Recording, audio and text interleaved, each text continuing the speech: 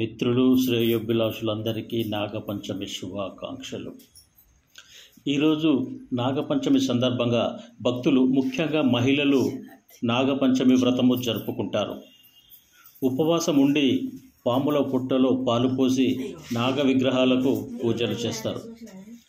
నిజమైన పాములకు పాలు పోయడం వలన వారి పూజలు ద్వాదశ నాగులకు చేరుకుంటాయని విశ్వాసం. ఈ వ్రతం ఆచరించడం వలన తమ కుటుంబానికి మంచి జరుగుతుంది అనే భావన చాలామంది భక్తులలో ఉంది.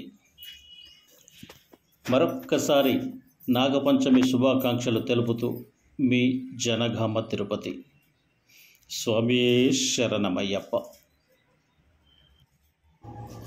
సర్వే జన సుఖినో భవంతు.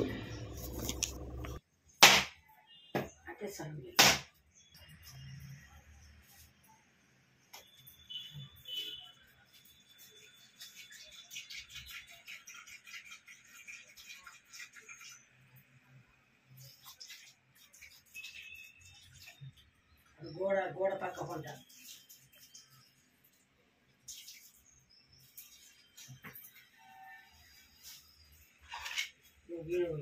చూసి వేసిపోయితే కట్టెల తోడిని కూడా మళ్ళీ మెట్టాడని వచ్చాను. ఇటుక పక్క పంట ఎక్కడండి దిగబడుతుంది.